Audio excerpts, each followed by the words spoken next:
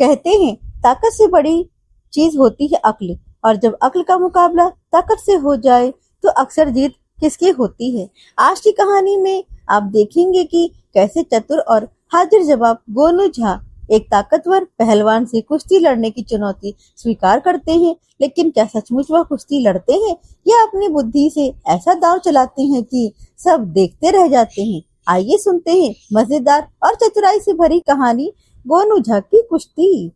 मिथिला के दरबार में एक दिन हलचल मची हुई थी। दिल्ली का एक मशहूर पहलवान पूरे शहर में ऐलान करता घूम रहा था, क्या मिथिला में कोई ऐसा बलवान नहीं जो मेरे साथ अखाड़े में उतर सके।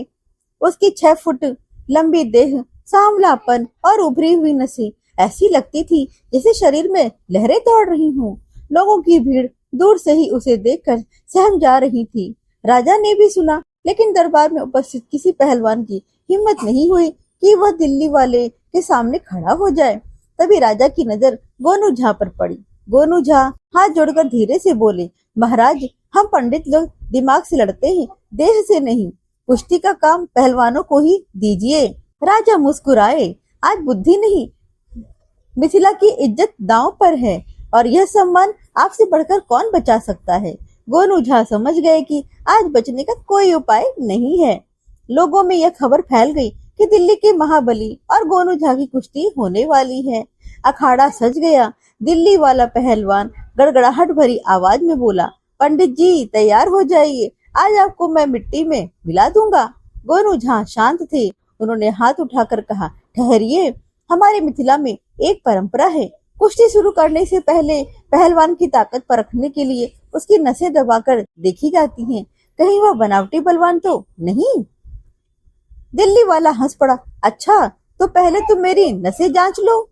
यही तो गोनू चाहते थे। उन्होंने पहले बाह की उभरी नस पकड़ी और पूरी ताकत से दबा दी। पहलवान की चीख निकल गई, आहा, यह क्या कर रहे हो। गोनू झा शांत स्वर में बोले, अरे भैया, अभी तो पहली नस दबाई है, कुल 24 नसें दबानी पड़ती हैं। अगर इतनी ही जल्दी दुखड़ा रोने लगे तो 3 घंटे की कुश्ती कैसे करोगे। लोग ठहाका लगाने लगे। दिल्ली वाला शर्म से पसीने पसीने हो गया। वह समझ गया कि यह पंडित किसी आम आदमी का नहीं, यह तो चतुराई का चलता फिरता डब्बा है। वह बगले झांकता हुआ बोला, महाराज, मैं मिथिला की परंपरा को नहीं जानता था, मैं मुकाबले से हटना चाहता हूँ। गोनू झा हाथों को मोड़कर पीछे हो गए।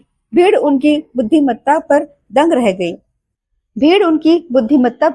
रह गई। राजा ने गर्व से कहा, मिथिला का असली बल तो बुद्धि है, और आज गोनू झा ने यह साबित कर भी दिया है। गोनू झा हंसते हुए बोले, महाराज, बल से लड़े तो कई गिरा दे, पर बुद्धि से लड़े तो बिना लड़े ही सबको गिरा दे।